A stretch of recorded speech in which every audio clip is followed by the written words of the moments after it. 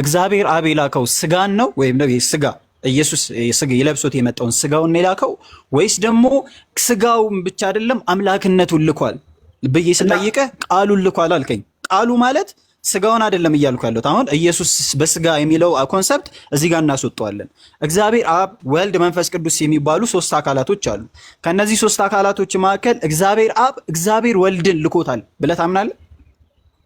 ቃሉን ላከ።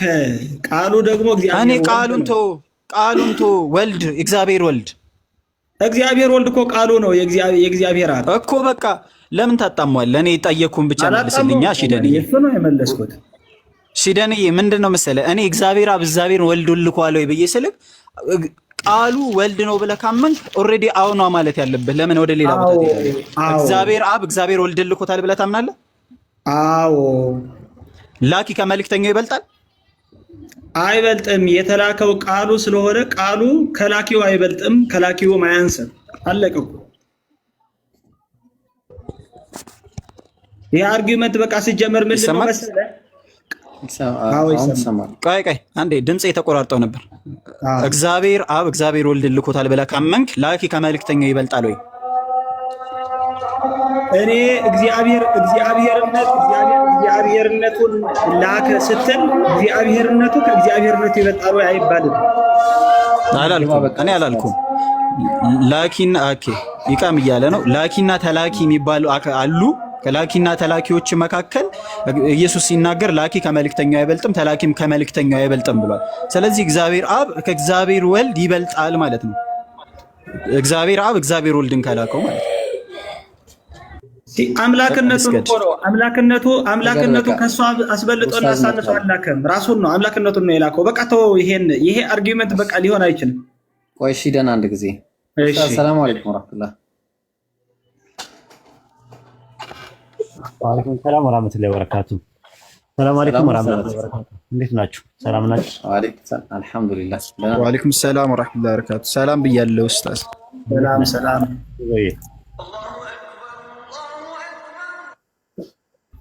መለሳለሁ ሰግጄ እንጂ ኡስታዝ አስከተለው። ሂደን እንዴት ነው? ሰላም ነው ወይ? እግዚአብሔር ይመስገን። ወሂድ ደህና ነህ? ምንድን ነው የሚጨቀጭቁ? እኔ እንጃ ምን አውቄ ምን አርግ ነው የሚሉ እኔ እንጃ። ስለ ላኪና ስለ መልእክተኛ ነው እያያችሁት ያላችሁት። በነገራችን ላይ መልእክተኛ ራሱ ጋር ካለ አሁን ለምሳሌ ኢየሱስ መልእክተኛ ነው አይደል? አዎ ከአብ ተልኬ የመጣሁ ይላል። ስለዚህ ምንድነው ይዞት የመጣው መልእክት ከአብ? የእግዚአብሔር መንግስትን። አይ ለምሳሌ ዮሐንስ ወንጌል ምዕራፍ 12 ቁጥር 49 ላይ እኔ ከራሴ ምንም አልተናገርኩም እና ነገር ግን የላከኝ አብ እርሱ የምለውና የምናገረውን ትእዛዝ ሰጠኝ ይላል አይደለ? አዎ ዮሐንስ ወንጌል 17:4 ላይ የሰጠኝን ቃል ሰጥቻቸዋለሁ ይላል አይደል? አዎ የሰጠኝን ሰጥቻቸዋለሁ ይላል። ስለዚህ ምንድነው የሰጠው? ለአብ ለኢየሱስ የሰጠው ምንድነው? የእግዚአብሔር መንግስት ልጆች የሆኑ ዘንድ ልጆቹን መሰብሰብ ነው የሰጠው። የሰጠው ቃል ምንድነው? የሰጠኝን ቃል ሰጥቻቸዋለሁ እነሱም ተቀበሉ ይላል አይደል? ዮሐንስ ወንጌል 17:5 ላይ። አዎ በቃ ኢየሱስ ክርስቶስ ያላቸውን ነው ቃል በቃል ምንም እኮ ምንድነው የሰጠው ነው ካልኩ እኮ የነበረው አላዳመጥከኝም እንዴ? እኮ ኢየሱስ ክርስቶስ ትምህርቱን ኢየሱስ ክርስቶስ ትምህርቴ ከላከኝ እንጂ ከኔ አይደለም ይላል አይደል? ዮሐንስ ወንጌል 7 ላይ ከላከኝ እንጂ ከኔ አይደለም ሲል ምንድነው? ያ ትምህርት እሱ ጋር አልነበረም? ነበረ። ካልነበረ ለምንድን ነው ከኔ ያልነበር? መልእክተኛ ለምን ይሆናል? እሱ ጋር ተመሳሳይ ነገር ካለ አሁን እናንተ የሆነ ትምህርት ቤት ገባንና እኩል ትምህርት ታገኘን ትምህርት ቤት ገብተን ማለት ነው ሁለታችን ጋር ፉል የሆነ ኖሌጅ አለ። እኔ አንተ መልእክተኛ መሆን ይጠበቅብኛል? ያ ፉል ኖሌጅ አይጠበቅብህም። ስለዚህ ወልድ ጋር ያለው እውቀት አብ ጋር ካለ ወልድ የአብ ለምንድን ነው መልእክተኛ የሆነው? በፈቃዱ ነው። ፈልጎ ስለገታው ነው እንደዛ ያለው ኢየሱስ ክርስቶስ። አሁን ከኔ የለም አለ እኔ ጋር የለም ለምን ይላል? ከራሴ አልናገርም ለምን ይላል? እኮ አልናገርም እያለን ነው። ምክንያቱም አንድ ነው መልእክቱ ያውቀዋል። መልእክቱ የኢየሱስ ክርስቶስ መልእክት የአብ መልእክት እንደሆነ ያውቀዋል።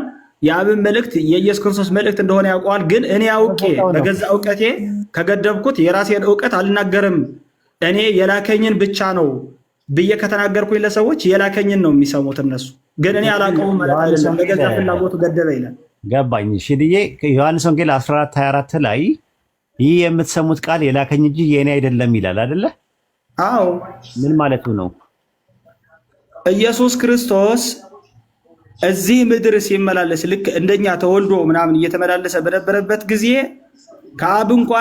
ከአብ ጋራ በአምላክነቱ እንኳን እኩል ቢሆን ግን ፍጹም ሰው ሆኖ እኛ በተገለጠ ጊዜ ራሱን እንደኛ እንደ ሰዎች ማድረግ ስለነበረበት የተናገረው ቃል ጠፍቷል። ድምፁ ለእኔ ነው? አይ ይሰማል። አሁን ጠፋ። ሶሪ አሁን ጠፍቷል። ጠፍቶ ነበረ ድምፁ። እሺ ሶሪ፣ ቀጥል። አሁን መጥቷል መሰለኝ። እሺ ይሰማል። አሁን ይሰማል። ቀጥል። አሁን ኢየሱስ ክርስቶስ በስጋዌው በመዋዕለ ስጋዌው ሁሉም ሲናገር ከአብ የሚያውቀው ኤቭሪቲንግ አብ የሚያውቀውን በአምላክነቱ በአብሮነት እያለ በአምላክነቱ በአብሮነት ሆኖ የሚያውቀው ቢሆንም ግን ራሱን ደግሞ ሰው ማድረግ ስለነበረበት በሰውኛ ምንም እንደማያውቅ ሆኖ ሲናገር ስለነበረ ሁሉም መልእክት ከአባቱ እንደተላከ ነው የሚናገረው። ጥያቄው የጠየኩ ምንድን ነው? ድገምልኝ እስኪ አንዴ። አብ ማለት መልእክተኛው የላከው ነገር እየነገርኳችሁ ያለሁት የኔ አይደለም የአብ ነው ብሎ ይናገራል። ከኔ አይደለም ከአብ ነው ብሎ ይናገራል። ምንድን ነው ይህ የምትሰሙት ቃል የእኔ ሳይሆን የላከኝ እንጂ የእኔ አይደለም አለ። የእኔ በሚለው ጄኔቲክ ፕሮናውኑ የሚጠቀመው አይደንቲቲ ነው ወይስ ስጋን ነው የሚያመለክተው? አይ እኔነቱን ነው። እኔነቱን እሱ ራሱ የእኔ አይደለም ሲል ኦን ሰልፍ ራሱ ጄኔቲክ ፖሰሲቭ ፕሮናውኑ ላይ ያለው ነገር ላይ እውቀቱ አለ ወይስ የለውም? አብ ጋር ያለው ነገር እውቀቱ አለው። በአምላክነቱ እኮ እውቀቱ አለው፣ ግን በሰውነቱ ራሱን ገድፎታል። ኢየሱስ አምላክ ነው አይደለም እኮ አይደለም። አሁን ጥያቄው ዮሐንስ ወንጌል 14:24 ላይ ይህ የምትሰሙት ቃል የላከኝ እንጂ የእኔ አይደለም ሲል የሱ አብ ጋር ያለው እውቀት እሱ ጋር ያለው እውቀት ከሆነ የእኔ አይደለም እንዴት ይላል እውቀቱን? እኔ ለምሳሌ እኔ እናንተ ወሂዲ የተያይዘን የሆነ ሰዎች ጋራ ምናምን እንሄዳለን። እኔ በቃ በፍላጎቴ እኔ የማውቀው አንተም ታውቀዋለህ፣ አንተ የምታውቀው እኔም አውቀዋለሁ። ግን እየተናገርኩት ያለሁት ቃል በነገራችን ላይ የወሂድ ነው ብል እኔ ራሴን ገድቤያለሁ። በቃ ገድቤያለሁ። እኔ ባውቀውም ባላውቀውም ለሰዎቹ እኔ እንደማላውቀው ነው እየነገርኳቸው ያለሁት። የላከኝ ብቻ እንደሚያውቀው ነው የተናገርኳቸው። ስለዚህ ይሄ ከገደብኩት ገድቤዋለሁ፣ ግን በፈቃዱ ነው እንጂ ከእውቅና ውጭ አይደለም። በአምላክነቱ ያውቀዋል፣ ግን በሰውነቱ ራሱን ገድቧል። እንደዛ የሚባል ነገር የለም። ሰውነት አምላክነት የሚባል ነገር የለም። ዮሐንስ ወንጌል ምዕራፍ 14 ቁጥር 24 ላይ ምንድን ነው የሚለው? የምትሰሙት ቃል የላከኝ እንጂ የኔ አይደለም አለ። ዮሐንስ ወንጌል ምዕራፍ 17 ቁጥር 8 ላይ የሰጠኝን ቃል ሰጥቻቸዋለሁ አለ። ዮሐንስ ወንጌል 17:14 ላይ ደግሞ ቃልህን ሰጥቻቸዋለሁ ይላል። ቃልህን ሰጥቻቸዋለሁ ይላል። የማንን ቃል ነው የሰጣቸው? የአምላክን ቃል ነው የተሰጠው። መልእክተኛ ነው እሱ። ይዞት የመጣው መልእክት ወንጌል የሚባል መልእክት አለ። ሉቃስ ወንጌል 4:17 ላይ ምንድን ነው የሚለው ሲናገር? የጌታ መንፈስ በእኔ ላይ ነው፣ ለድሆች ወንጌልን ሰብክ ዘንድ ቀብቶኛልና አለ። ይሄ የተቀባው መሲህ የተቀባው ሰው መልእክተኛ ነው። ዮሐንስ ወንጌል ምዕራፍ 12 ቁጥር 49 ላይ እኔ ከራሴ ምንም አልተናገርኩምና ነገር ግን የላከኝ አብ እርሱ የምለውና የምናገረውን ትእዛዝ ሰጠኛል። 51 ላይ አብ እንደነገረኝ እንዲሁ እናገራለሁና አለ። ዮሐንስ ወንጌል ምዕራፍ 7 ቁጥር 16 ላይ ደግሞ ዮሐንስ ወንጌል ቆይ አንዴ ምንድነው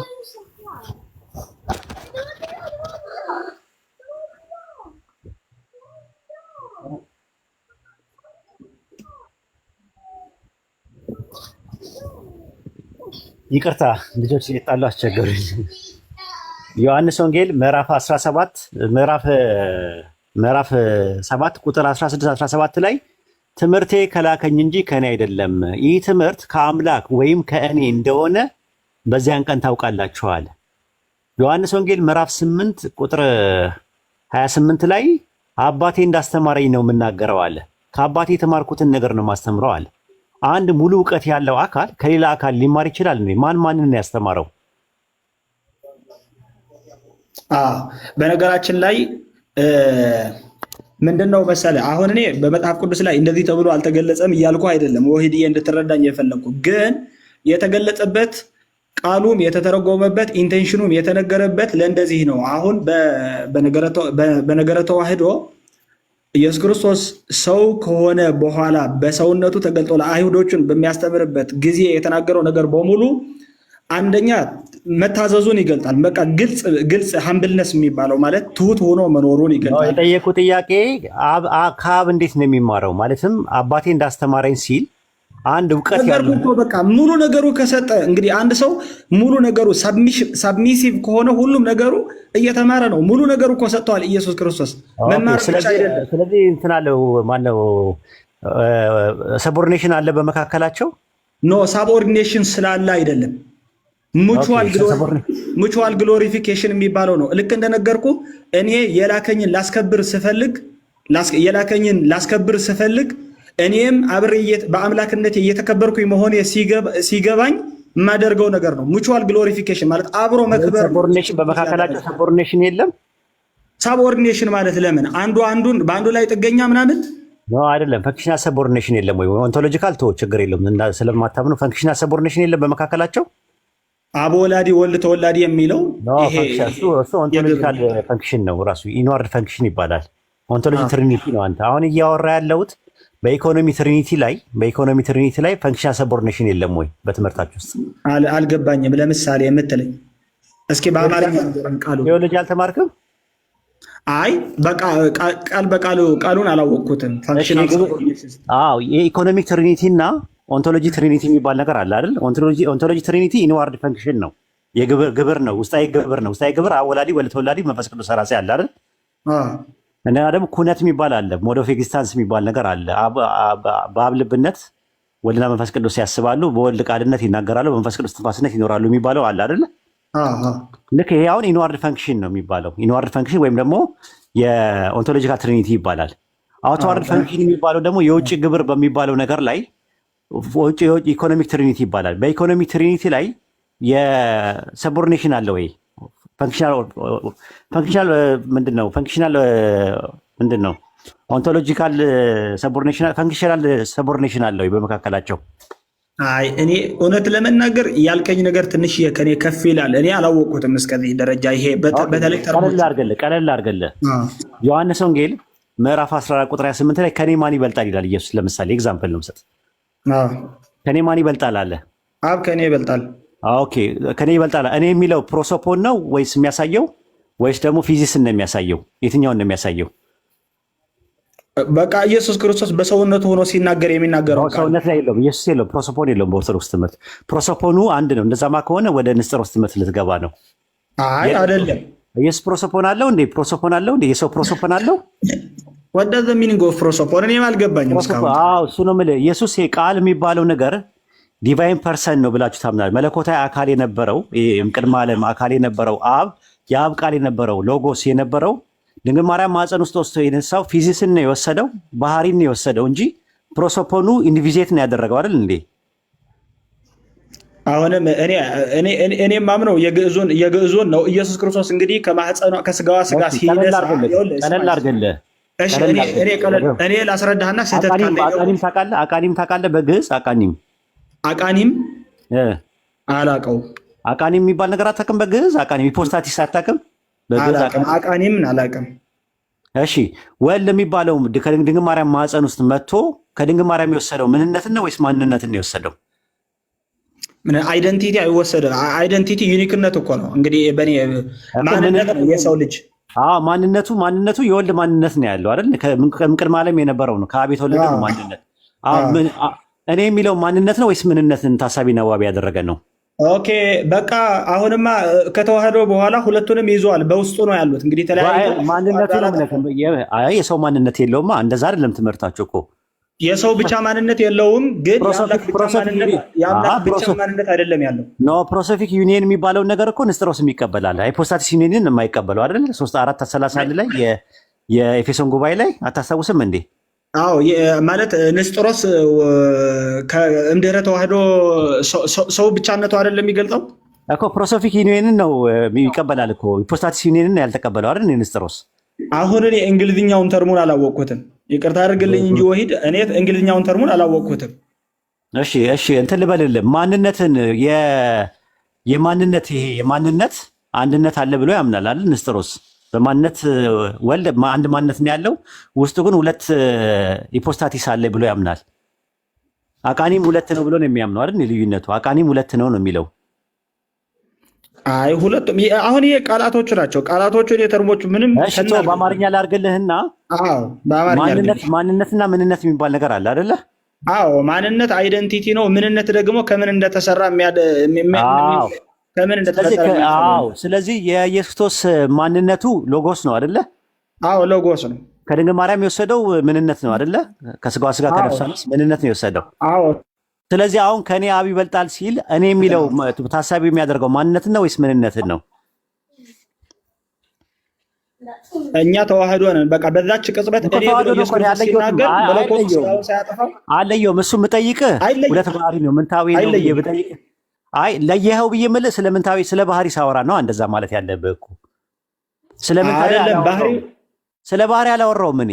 ባህሪ ብጠይቅህ ስለ ፊዚክስ ባወራልህ 451 ላይ የነበረውን የኬልቄዶን ጉባኤ አንስተህ ምንታዊ የሚባለው ነገር አለ። ምንታዊ ማለት ዲያፊዚክስ የሚባለው ነገር አለ። እኔ ሚያፊዚክስ ነው ዲያፊዚክስ ነው ብዬ አልጠየቅኩም። የጠየቅኩ ያለሁት ኢየሱስ ያለው አንድ ማንነት ከነበረ ከተዋሃደ አንድ ከሆነ ምንነቱ ነው ከምንነት ጋር የተዋሃደው። የመለኮታዊ ምንነትና ሰብአዊ ምንነቱ ሁለቱ ከሁለት አካል አንድ አካል ከሁለት ባህሪ አንድ ባህሪ ነው የምትሉት። ማንነቱ አንድ ከነበረ እኔ የሚለው ማንነትን ታሳቢና ዋቢ ያደረገ ነው ወይስ ምንነትን ታሳቢና ዋቢ ያደረገ ነው? በኦንቶሎጂ ትምህርት ውስጥ እኔ ሲል ኢየሱስ ክርስቶስ በዛች ቅጽበት እኔ ሲል መለኮቱንም ሰውነቱንም ይዞ እየተናገረ ነው። ሁለቱም ገባኝ። አሁን በስላሴ መካከል ስሪ ሃይፖታሲስ አለ አይደል? ስሪ ፐርሰንስ አለ። ሶስት አካላት አሉ አይደል? አሁን ሶስት አካላት ፍጹም አካል ፍጹም ለወልድ አካላት እኔ የሚሉት ናቸው አይደል? እኔ የሚለው ማንነትን ታሳቢና ዋቢ ያደረገ ነው። በማንነት ሶስት ናቸው፣ በምንነት አንድ ናቸው ብላችሁ አይደል? የምታምኑ እንዛዱ ሰለስቱ ወንዘ ሰለስቱ አሉ ሴሌሱ በአካላት ወይ ተዋዱ በመለኮት አይደል? ትምህርታችሁ አካላት ሶስት ናቸው። ታዲያ አካላት ሶስት ነው እኮ የምትለው እኮ እኔነት ነው እኮ። አብም የራሱ እኔነት አለው፣ እኔ የሚለው ነገር አለ። ወልድም እንደዛው፣ መንፈስ ቅዱስ እንደዛ አይደል? አሁን ይሄ ወልድ የሚባለው እኔነቱ አንድ እኔነት ነው ያለው። ድንግል ማርያም ማህፀን ውስጥ የነበረውን ከስጋዋ ስጋ ከነፍሷ ነፍስ ነስቶ ሰው በሆነበት ሰዓት ላይ እኔ የሚለው አይደንቲቲ ኤጎ የሚለው ነገር ማንነትን ታሳቢና ዋቢ ያደረገ ነው ወይስ ምንነትን ታሳቢና ዋቢ ያደረገ ነው? ጥያቄ እኔነቱ አጥፍቶ አይደለም ከቅድስት ድንግል ማርያም የተወለደው። እኔ አጠፋ አላልኩኝም እኮ፣ ግን ማንን ነው ታሳቢና ዋቢ የሚያደርገው ነው እኮ ያልኩ። አልገባም መሰለኝ። አይ አልገባኝም። እስኪ አብራራው እስኪ ሌማን በሆነ ትንሽ የአምሃሪክ ወርድ እስክንገር። ማንነትና ምንነት የሚባል ነገር አለ። ማንነት ማለት ምን መሰለ? ማንነት ማለት መገለጫ ማለት ነው። ምንነት መሰረት በቃ ማንነት ተብለህ መሰረት ነው። መሰረቱ ኦንቶሎጂካሊ የክርስቶስ መሰረት የሚጀምረው ከአዳም ጀምሮ ነው። ምንነት ማለት ሰው የሚለው ምንነት ነው አይደለ እንዴ?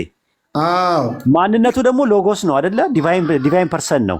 አዎ፣ አይደንቲቲው ማለት ነው። አይደንቲቲው ማለት ነው። ያ አይደንቲቲው ደግሞ ታሳቢ እኔ የሚለው ኤጎ የሚለው በሜታፊዚክስ እና በኦንቶሎጂ ትምህርት ውስጥ እኔ የሚለው ነገር ማንነትን ታሳቢና ዋቢ ያደረገ ነው። ለምሳሌ ትሪኒቲ ውስጥ ስንት አካል አሉ?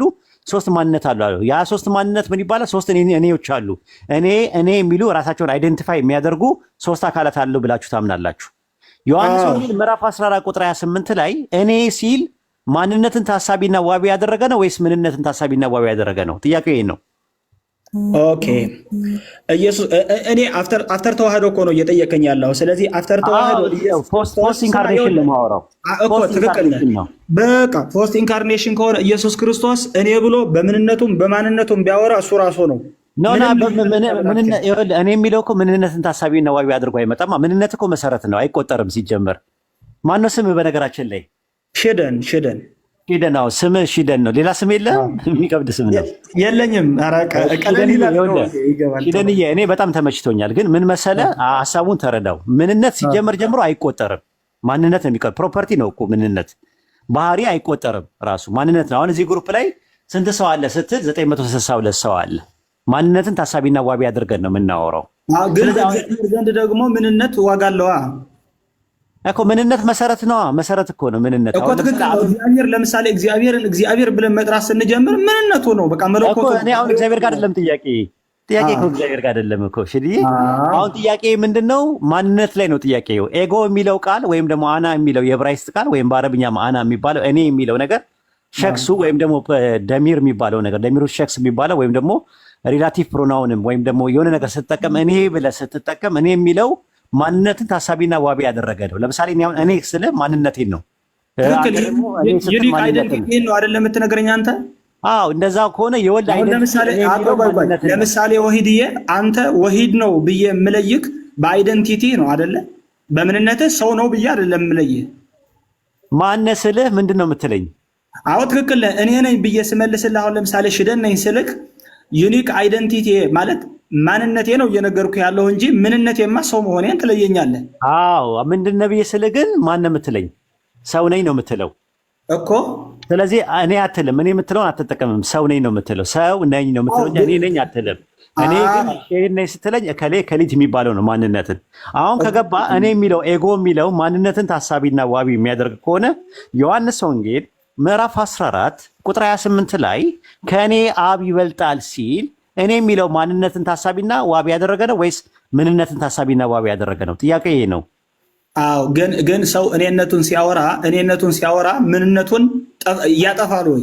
አይጠፋም አላልኩም። እንደዛ እኮ መሰረት ትክክል እኮ ነው። አሁን እዚህ ላይ እኮ ነው። አሁን እኔ የሚለው ማን ነው ብዬ ጥያቄ ጠየቅኩህ። እኔ የሚለው ማንነት ነው ወይስ ምንነት ነው? እኔ የሚለው ማን ነው? ኢየሱስ ክርስቶስ ነው እኮ እንትን እኔ ሲል ኢጎ የሚለው ማንነትን ታሳቢ ያደረገ ነው ወይስ ምንነትን ታሳቢ ያደረገ ነው? አሁን እዚህ ላይ እንግዲህ በዝርዝር የተጻፈ ያለ ግን ኢየሱስ ክርስቶስ እንደ ኢየሱስ ክርስቶስ ሆኖ ስታየው እግዚአብሔር በማንነቱ እኔ ነኝ ብሎ በቃ እሺ፣ እንትን እናድርግ መደምደሚያ እንስራና እንትን ከዚህ በላይ እንኳን አንደኛ ባህሪ በጣም ይመቻልና አንተን ወጋ ማድረግ ይከብዳል። ራስ ግን ዮሐንስ ወንጌል 14 24 ላይ ስትመለከተው 28 ላይ ከኔ አብ ይበልጣል ሲል እኔ የሚለው ማንነትን ታሳቢና ዋቢ ያደረገ ነው። ጠይቀናል ወደፊቱ እኔ ከኔ አብ ይበልጣል ሲል በነገራችን ላይ ብዙ እንትኖችን ተርሞችን ነግረኛል። በጣም ደስ ይላሉ ተርሞቹ ራሱ እኔ አሁን እኔነት የሚለው ማንነትና እኔ ብሎ ኢየሱስ ክርስቶስ ሲናገር ምንነቱ ነው ወይስ በማንነቱ ነው? መቼስ ሰው በማንነቱ እኔ ብሎ አያወራም። በእኔነቱ ነው እኔ ብሎ የሚያወራው። በማንነቱ በቃ ችግር የለውም። አሁን ይኸውልህ እንትን በለውና አጥነውና ይሄ አዳዲስ ነገሮች ስለሆኑ ጥናት ይፈልጋል። ዝም ብሎ እንትን የምትለው ነገር ስላልሆነ እንትን ዮሐንስ ወንጌል ምዕራፍ 10 ቁጥር 29 ላይ ከኔ አባቴ ከሁሉም ይበልጣል አይደል? በሁሉም ይበልጣል ሲል ሁሉ በሚለው ውስጥ ወልድ ይካተታል? ወልድ ምድር እያለ ይካተታል? ሁሉ በሚለው ውስጥ አባቴ ከሁሉም ይበልጣል ሲል ሁሉ በሚለው ውስጥ ገላጭ ቅጽል ላይ ወልድና መንፈስ ቅዱስ ይካተታሉ? አይ አይካተቱም። ምክንያቱም ራሱን ያጠቃልላል። ከኔም ራሴ እበልጣለሁ ይላል። በዛን ታይ ነው። አይ ምን ይላል? ከኔ አብ ይበልጣል አለ። አዎ እኮ ስለዚህ ራሱ እኔ የሚለው አይደንቲቲ ሁሉ በሚለው ውስጥ ይካተታል ወይስ አይካተትም? አው እዚህ ሚኒንግ ላይ እንደነገርከኝ ከሆነ እኮ አሁን በነገርከኝ ነው። በነገራችን ላይ እየሄድኩ ያለሁት አሁን ራሱ ልዩነቱን አላውቀውም ነበር። እውነቱ እሺ ዮሐንስ ወንጌል 10:29 ላይ አባቴ ከሁሉም ይበልጣል ሲል ይበልጣልና ያንሳል የሚለው ኦንቶሎጂካል ነው ወይስ ሜታፊዚካል ነው? አረ ፊዚካሊ ነው። ማን ነው ከሁሉም ይበልጣል ሲል መብለጡም ኦንቶ ፊዚካል እና ሜታፊዚካል እነሱ ማለት ፋንክሽናል ነው ኦንቶሎጂካል ነው? እሺ አይ የባህሪ መበላለጥ አይደለም ነው። በቃ እኔ ማቀው ፋንክሽናል ነው ወይ? ከሁሉም ይበልጣል ሲል አብ ከሁሉም ፍጥረት የሚበልጠው በምንድን ነው? ኦንቶሎጂካል ነው ወይስ ፋንክሽናል ነው የሚበልጠው? እኮ ፋንክሽናል ከሆነ ነው እንጂ እየነገርከኝ ባለው እኔ አብ የሚበልጠው ከሁሉም ምክንያቱም የኦንቶሎጂካል ነው እንጂ የባህሪ ልዩነት አለው ከፍጥረት ጋር እኮ አብ እኮ በባህሪ መበላለጥ አብና ወልድ አይበላለጡማ ነው። ስለ አብ አይደለም የጠየኩ። ዮሐንስ ወንጌል ምዕራፍ 10 ቁጥር 29 ላይ አባቴ ከሁሉም ይበልጣል ሲል ይበልጣል በሚልበት ሰዓት ላይ መብለጡ ኦንቶሎጂካል ነው ወይስ ፈንክሽናል ነው የሚበልጠው ከፍጥረት? እኔ ሚኒንጉ አልገባኝም። አሁን ለምሳሌ እኔ እነዚህን ተርሞች ምናልባት ቦአዴ ቱሳሄ የግብር መበላለጥ ነው ያለው ወይስ የባህሪ መበላለጥ? በእንግሊዝኛ እያወራኸኝ ነው ቃላቶቹ። እኔ ግን ቦአዴ ቱሳሄ ትድምርት እሱን ክራይስቶሎጂ ላይ ነው ነገረ ክርስቶስ ላይ ስጠይቅ 451 ላይ የነበረውን የኬልቄዶን ጉባኤ ላይ ስትባል ውላጤ የሚባል አለ፣ ሚያፊዚስ ዲያፊዚስ እና ሞኖፊዚስ የሚባሉ አሉ። ታውቃቸዋለህ? አዎ አይ ቦአዴ የሚባለው ነው የማውቀው። ቦአዴ ቦዳዬ ቱሳኤ ምናምን የሚባሉ ነገር ምንታዊ ምናምን ነገር እሱ ሌላ ጊዜ እንመጣበታለን። ነገረ ክርስቶስ ላይ ስንመጣ እንትን ላይ ውህደት ላይ እንትን እንመጣበታለን። አሁን እሱ ሌላ አርዕስት ስለሆነ ወደዛ እንዳይደም ማለት ነው። ዮሐንስ ወንጌል ምዕራፍ 10 ቁጥር 29 ላይ ከኔ አብ ይበልጣልና ሲል ይበልጣልና ያንሳል የሚለው የግብር ማነስና መብለጥ ነው ወይስ የባህሪ ማነስና መብለጥ ነው የሚያሳየው? በባህሪ አይበላለጡም። በባህሪም በግብርም አልተበላለጡም። እዚህ ላይ ስለ አብና ስለ ወልድ አይደለም ጠይቀ አባቴ ከሁሉም ይበልጣል ሲል ሁሉ በሚለው ውስጥ እነማን ናቸው? ምንድን ነው እየተናገረ ያለው? ስለ እሱ አልጠየቀኝም እንጂ እየተናገረ ያለው ወልድ እኮ ነው። አባቴ ከሁሉም ይበልጣል ከሁሉም ሲል እኮ እነማን ናቸው ሁሉም የተባሉት? በቃ ሁሉ የተባለው ሁሉ በቃ አጠቃላይ ፍጥረት። ስለዚህ ፍጥረት ከአብ የሚያንሰው በግብር ነው ወይስ በባህሪ ነው? ኦንቶሎጂካል ነው ወይስ ፈንክሽናል ነው የሚያንሰው? በባህሪ ያንሳል። በባህሪ ያንሳል። ጥሩ። እዛ ጋር የተጠቀመበት ቃል የግሪከኛው ቃልና ዮሐንስ ወንጌል 14:28 ቃል ልዩነቱ ምንድን ነው? ለምን አንድ አይነት ቃላት ተጠቀመ ኢየሱስ? አይ ማለት አይ በቃ እሺ፣ ቀለል ላድርግልህ። እሺ አሁንም ላቀለው ነው እንትን የምልህ ነገር እየገባ ስላልሆነ ቀለል ላድርገው።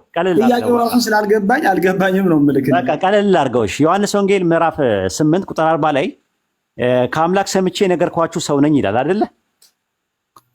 ከአምላክ ሰምቼ ነገርኳችሁ ይላል። አሁን የነገርኳችሁ ሰው ነኝ ይላል አይደል? ሰው ነኝ ይላል። አንትሮፖስ እና ቴዎስ አለ አይደል? አምላክና ሰው አለ አይደል? እዚህ ጋር በቃ ሰው ትክክል ነው። በቃ እሱ አምላክና ሰው አምላክና ሰው ኦንቶሎጂካል ዲፈረንስ አላቸው የላቸውም?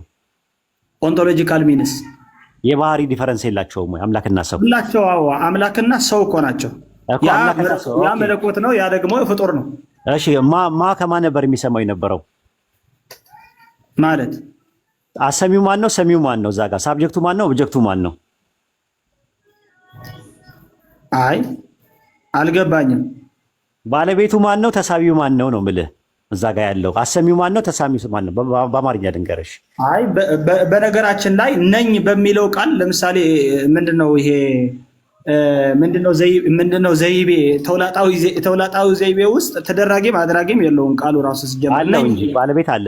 ከአምላክ ሰምቼ ነገርኳችሁ ሰው ነኝ ሲል አሰሚ አለ፣ ሰሚ አለ። አሰሚው አምላክ ነው፣ ሰሚው ደግሞ ሰው ነው አይደል እንዴ? ሳብጀክት ነው ኦብጀክቱ። ነጋሪው አለ፣ ተነጋሪው አለ አይደል እንዴ? አዎ ተነጋሪው አለ።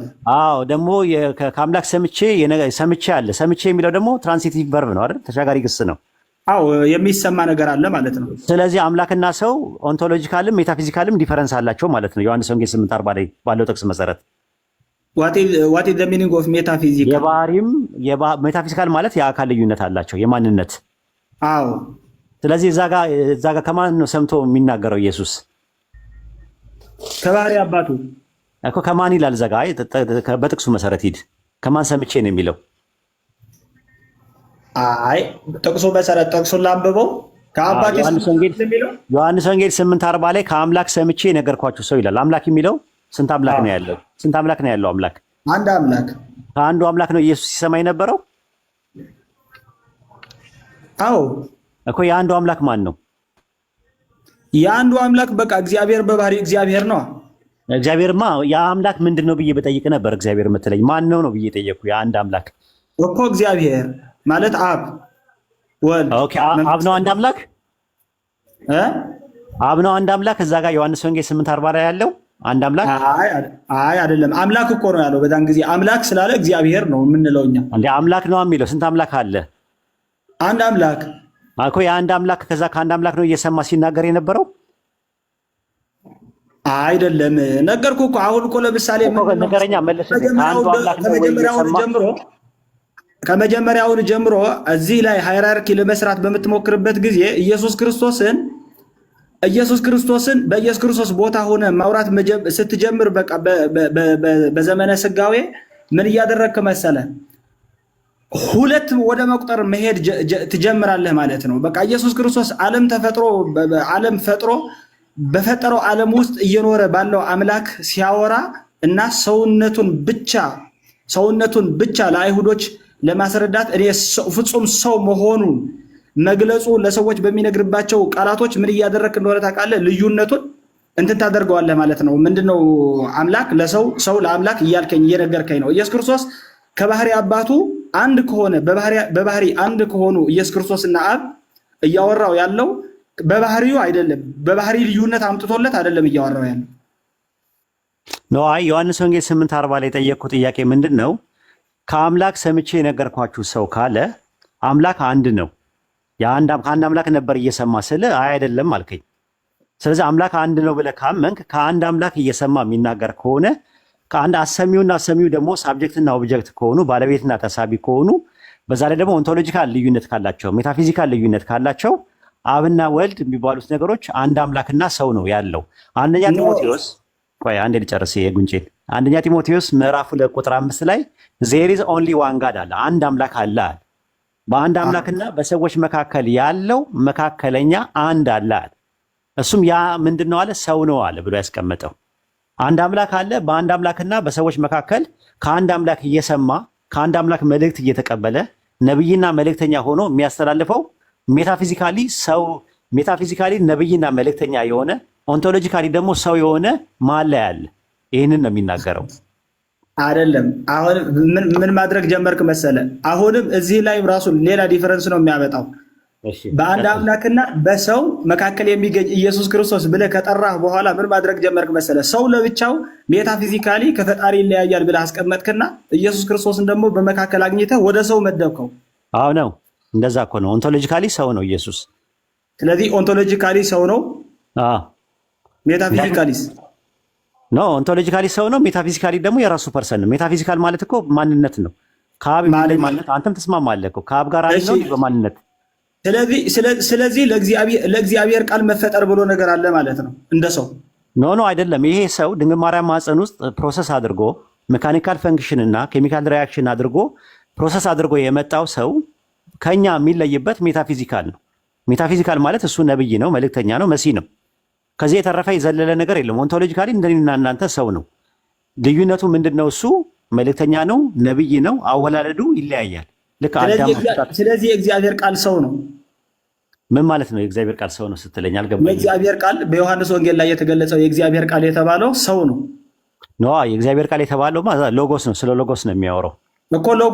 ሎጎስ በማንነቱ ምንድን ነው? ሎጎስማ ሲጀመር አትሪቢዩት ነው፣ ባህሪ እኮ ነው። አንደኛ ነገር አይደንቲቲ ሆነ ይመጣል፣ ባህሪ ሆነ ይመጣል። አትሪቢዩቱ ስጋ ሲሆን ስጋ ሆነ አይልማ። አትሪቢዩቱ ስጋ ሆነ አይልም። ኧረ ጭራሽ እኔነቱ ነው ስጋማ የሆነው። እኔ ራሱ እግዚአብሔር እኔነቱ ማለት እኔነቱ ማንነቱ ነው። እግዚአብሔር ተብሎ የተጠራው ቃል ነው። ዮሐንስ ወንጌል ምዕራፍ 1 ቁጥር 14 ላይ ቃልም ስጋ ሆነ ይላል አይደል? ሆነ የሚለው ቃል በባይብል ውስጥ ኤግኔቶ የሚለው ቃል ለስንት ነገር ይጠቀምበታል? አይ አሁን ተለዋጭ ዘይቤ ነው ይሄ፣ በአማርኛ ቋንቋ አይደለም። አይ ስንት ኤግኔቶ የሚለው ሆነ የሚለው ቃል ባይብል ላይ በሶስት አይነት አገላለጽ ይገልጻል አይደለ? እዚህ ላይ ያለው ቃሉ ነው ስጋ የሆነው። ሆነ ማለት ምን ማለት ነው? ቃል ስጋ ሆነ ሲባል ምን ማለት ነው? እስቲ ንገረኝ። ሆነ በቃ ሆኖ ተገኘ እኮ። ሆነ ሲባል ምንድን ነው አለ? የገባህን ነገር ንገረኝ። ሆነ ሲባል ምን ማለት ነው? ሆኖ ተገኘ መሆን። ሆነ ሲባል ምን ማለት ነው? አሁን ለምሳሌ ኦሪት ዘፍጥረት 1:3 ላይ እግዚአብሔር ብርሃን ይሁን አለ፣ ብርሃን ሆነ ይላል። ምንድን ነው ብርሃን የሆነው? በቃ ብርሃን ሆነ። ብርሃን ተፈጥሮ ተገኘ። ምንድን ነው ብርሃን የሆነው? ሆነ ነው የሚለው። ሆነ ነው የሚለው እኮ። ብርሃን ተፈጥሮ ተገኘ፣ ተፈጥሮ። ስለዚህ ቃልም ስጋ ሆነ ማለት ተፈጠረ ማለት ነው ትርጉሙ? አይደለም። እዚህ ላይ አይደለም። ስለዚህ ሆነ ማለት ምን ማለት ነው? ንገረኝ። ተደረገ ማለት ምን ማለት ነው? ዘጸአት 4:7 ላይ የሙሴ በትር እባብ ሆነ ሲባል እንደዛ ነው? ኖ። በነገራችን ላይ እዚህ ሆነ ማለት ተፈጠረ የሚለው ቃል የለውም። ምክንያቱም ኢንትራንዚት እኔ ጥያቄ ነው የጠየኩህ። ሆነ ሲባል ምን ማለት ነው ጥያቄው? አንተ ሆኖ ተገኘ እኮ አልኩህ። ሆኖ ተገኘ ምን ሆነ ሲባል ምን ማለት ነው ትርጉሙ? ሆነ የሚለው ባይብል ላይ ተፈጠረ በሚል ይመጣል። ሆነ የሚለው ነገር ደግሞ ጠየኩህ ነው የምልህ። አጠቃቀሙን ነው የባይብል ነው። የግኔቶ የሚለው ቃል ለሶስት ነገር ይጠቀምበታል ባይብል ላይ። አንደኛ ሆነ የሚለው ነገር ዘፍጥረት 1:3 ላይ ተፈጠረ በሚል ይመጣል። ሁለተኛ ደግሞ ሆነ የሚለው ዘጸአት 4:7 ላይ ደግሞ ተለወጠ በሚል ይመጣል። የሙሴ በትር እባብ ሆነ ሲል ተለወጠ ማለት ነው። ሶስተኛውና የመጨረሻው ሁለተኛ ነገሥት ምዕራፍ 15 ቁጥር 1 ላይ በኢዩ ተነግሮ የነበረው የአምላክ ቃል ሆነ ይላል። ዛት ሚንስ ተፈጸመ ማለት ነው። ከነዚህ ከሶስቱ የትኛውን ነው ሆነ ሲባል? ቃል ስጋ ሆነ ሲባል የትኛውን ነው? ቃል ስጋ ሆነ ሲባል በስጋ ተገለጠ ኖ። ሆነ የሚለው ተገለጠ በሚል የመጣበት ይኖር ይሆን? ጥቅስ ይኖር ይሆን? ምናልባት እሺ፣ ለምሳሌ ሁሉ በእርሱ ሆነ ሲባል ምን ማለት ነው? ሁሉ በእርሱ ሆነ ማለት እዛ ጋር አክቲቭ ቨርብ ነው፣ ፓሲቭ አይደለም እኮ። አክቲቭ በትክክል ሁሉ የሚል ቃል ስላለው ትክክል ነው። ስለዚህ ስለ ዮሐንስ ወንጌል 1:14 ላይ ግን የሚናገረው አክቲቭ ነው ወይስ ፓሲቭ ነው? ማለት ቃል ስጋ ሆነ ሲል አይደለም። ሆነ የሚለው ቃል ዮሐንስ ወንጌል 1:14 እና 1:3 ላይ አክቲቭ ነው። 1:14 ላይ አክቲቭ ነው ወይስ ፓሲቭ ነው? አክቲቭ ነው። ጭራሽ ሌላ አድራጊ የለው። ኖ 14 ላይ ያለው ፓሲቭ ነው ወይስ አክቲቭ ነው? ቃል ስጋ ሆነ የሚለው ነው። ኖ ዮሐንስ ወንጌል 1:3 ላይ ሁሉ በእርሱ ሆነ አለ። ሆነ የሚለው ነገር ሁሉ የሚል ስላለው አድራጊ ስላለው ፓሲቭ ነው። አንድ ጊዜ አስዋኝ ነው ወይስ ዋኝ ነው? አይ ያኔ አስዋኝ ነው። ስለዚህ ገቢር ነው ወይስ ተገብሮት ነው? ገቢር ተገብሮ አለበት። አድራጊ ያለው የተደረገው አሉት። ስለዚህ ገቢር ቃል እዛ ጋር ሎጎስ ዮሐንስ ወንጌል 1:3 ላይ የተጠቀሰው ገቢር ነው ወይስ ተገብሮት ነው? አይደለም። ሁሉ በእርሱ ሆነ ሲል ሁሉ የሚባሉት የተፈጠሩ ስላሉ ዮሐንስ ወንጌል ምዕራፍ 1 ቁጥር 3 ላይ ሎጎስ የተባለው እዛ ጋር የተጠቀሰው አክቲቭ ነው ወይስ ፓሲቭ ነው? ወይ ደግሞ በአማርኛ ላድርግልህና ገቢር ነው ወይስ ፓሲቭ ነው? ፓሲቭ ነው። በቃ ፓሲቭ አክቲቭ ነው እንጂ እንዴ አይደለም። አክቲቭ ማለት ምንድን ነው? በአማርኛ ተርጉምልኝ እስቲ። ኤግዛክትሊ አክቲቭ ቨርብ ማለት አድራጊው ቀጥታ ሲገለጥ ማለት ነው። ስለዚህ ሆነ ሁሉ በእርሱ ሆነ ሲል በማን ሆነ? እርሱ አድራጊ ሁሉ ተደራጊ ቀጥታ አልገባም እንትኑ ነጥቡ ማለት ነው። ዮሐንስ ወንጌል 1:3 ላይ ሁሉ በእርሱ ሆነ ሲል የሆነው ፍጥረት ነው አይደል? ሆነ የሚባለው አዎ እኮ ሁሉ የተባሉት ፍጥረቶች ናቸው። አዎ ሆነ ሲል ደግሞ በማን ነው የሆነው? በእርሱ የሚባል ባለቤት አለ እኮ ሎጎስ ማለት ነው አይደለ? አዎ ሎጎስ አክቲቭ ነው ወይስ ፓሲቭ ነው? እዚህ ላይ አድራጊ ነው። አክቲቭ ፓሲቭ አይደለም እኮ። አድራጊ ካልክ እኮ ገቢር ነው። ልክ ከሆነ እኮ ትክክል አትለኝም? ታዲያ አሁን አክቲቭ የሚባለው ሙሉ ስቴትመንቱ ነው እንጂ አንድ ሳብጀክቱ ብቻው አይደለም እኮ። አክቲቭ ነው የመጣው። አክቲቭ ቨርብ ሆኖ ነው የመጣለት ማለት ነው። ፕሮሰስ የሚያደርገው ማለት ነው። ፕሮሰስ የሚያደርገው ይሄ ስቴትመንት አድራጊው ይታወቃል። ስለዚህ አክቲቭ ስቴትመንት አልገባህም እኮ ብለው ነገር አንዴ ልድገምልህ። እሺ ድገምልኝ። እሺ ዮሐንስ ወንጌል ምዕራፍ 1 ቁጥር 3 ላይ ሁሉ በእርሱ ሆነ ሲል ገቢርና ተገብሮት አለ አይደለ? አዎ ገቢር ቃል ነው። ፍጥረት ደግሞ ተገቢሮት ነው አይደል? አዎ የተተገበረ። ዮሐንስ ወንጌል 1:14 ላይ ስትሄድ ቃልም ስጋ ሆነ ሲል ሆነ የሚለው እዚህ ጋር ቃል የተባለው እዚህ ጋር ገቢር ነው ወይስ ተገብሮት ነው? በነገራችን ላይ ባለቤት የለውም ስቴትመንቱ። ስለዚህ ተደረገ ሲባል ምን መሰለህ እዚህ ላይ የሚለው ነገር ሆነ ሆኝ ነው ወይስ አስወኛኝ ነው? ወይም ደግሞ ገቢር ነው ወይስ ሆኖ ነው የተገኘው? በቃ አይብቃ ሆኝ ነው እንጂ ግልጽ አድርግለት። የሚሆን ወይም የሚደረግ አይደለም። ባለቤት አንዴ ልሞክር፣ ጥያቄውን አንዴ ልሞክርልህ። በቃ ስለዚህ ምን አለ መሰለህ፣ እኔ ወሂድ ልበለውና ያልከው ትክክል ካልሆንኩኝ አረመኝ እስኪ። እሺ በል እንደዛ ይሻላል። ምክንያቱም ለማስረዳ እንዲመች ብዬ ነው። ቃል ማለት ሁሉ በእርሱ ሆነ ተብሎ ሲገለጥ እኔ እያልኩ ያለሁት ሁሉ በእርሱ ሆነ አክቲቭ ስቴትመንት ነው። ምክንያቱም ተደራጊዎቹ ሁሉ ናቸው። አድራጊው እርሱ የተባለው ነው። እርሱ ሪፈር የሚያደርገው ቃሉ ነው። አድራጊ ነው። ሆነ የሚለው ማሰሪያ አንቀጹ አለቀ። በቃ ስቴትመንቱ አክቲቭ ነው። ታች ወርዶ ቃል ስጋ ሆነ ሲል እዚህ ላይ አድራጊ የሚባል ነገር የለውም። ስለዚህ ይህ ስቴትመንት ምንድን ነው? ፓሲቭ ስቴትመንት ነው። በቃ ምንም አድራጊ የሚባል የለውም። ተደራጊው ሆኖ ነው የተገኘው። አፍተር ኦል ትራንዚቲቭ ቨርብ ነው። አድርጎ ሊያደርግ የሚባል ለምሳሌ እንጀራ ጠላ ሆነ ካልኩኝ አድራጊም ተደራጊም እዚህ ላይ አይገለጡም። ስቴት ቨርብ ነው ማለት ነው። አሁን ይኸውልህ ቢንግ ነው ማለት ነው። የመጀመሪያው ላይ ዮሐንስ ወንጌል 1:3 ላይ ቃል እዛ ጋር የተጠቀመው አክቲቭ ስቴትመንት ሆኖ ነው የመጣው አይደለ እንዴ? ገቢር ነው። አዎ ገቢር ተገብሯል። በቀላል አድርግልህ አድራጊና ተደራጊ ብለህ ያዘው። አክቲቭና ፓሲቭ አድራጊ ነው። በዛ ቃል አድራጊ ነው። ዮሐንስ ወንጌል ምዕራፍ 1 ቁጥር 14 ላይ ቃልም ስጋ ሆነ ሲል ሆነ የሚለው ነገር አድራጊ ነው ወይስ ተደራጊ ነው? ሆኖ ነው የተገኘው። ሆኝ ነው። ተደራጊ ነው ወይስ አድራጊ ነው? ወይ ጥያቄ የለውም ጭራሽ። አድራጊ ተደራጊ የለውም። ስቴት ቨርብ ነው። ተደራጊ ነው ወይ? ሆነ ማለት ተደራጊ እንደሚያሳየው አድራጊነት እንደሚያሳየው አያሳይም። ስቴት ቨርብ ነው። ወሂድ ይሄ ቃል ያሺ ስቴት ቨርብ አድርገው ቶ ችግር የለውም። በቀለል አድርገው ሆኖ መገኘት ሆነ የሚለው ነገር አንተ ተገለጠ በሚል ያመጣበትን እስቲ ጥቅስ አምጣና ስጠኝ። ለዛ የሚጠቀምበት ወደ ወገኖቹ መጣ። እዛው እያለ ወደ ወገኖቹ መጣ፣ ወገኖቹም አልተቀበሉትም ስላለ የጠየቅኩ ጥያቄ ሆነ የሚለው ቃል ግራማቲካሊ ተገለጠ፣ ለበሰ ወይም ደግሞ ምናምን ለሚል የሚመጣበትን ጥቅስ ስጠኝ ነው ያልኩ።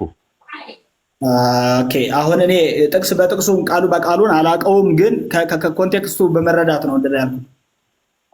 ምክንያቱም ኢየሱስ ክርስቶስ ስጋ ከሆነ በኋላ ስጋ ሆኖ በቃ ስለተወለደ ታየን ነው። ይሁንልህ በቃ እሺ፣ በቃ እንትን እንበልና አይ ቲንክ እኔም መውጣት ስላለብኝ ማጠቃለያ ማድረግ። በነገራችን ላይ ወሂድ በጣም ደስ ትለኛለህ። ሲጀመር ሌላም ቦታ ላይ ከዚህ በፊት አውቃለሁ ደስ ይላል። ትምህርትና እንትኑ ኢንሳይቶቹ ኤቭሪቲንግ እዚህ ላይ እያወራናቸው ደስ ይላል።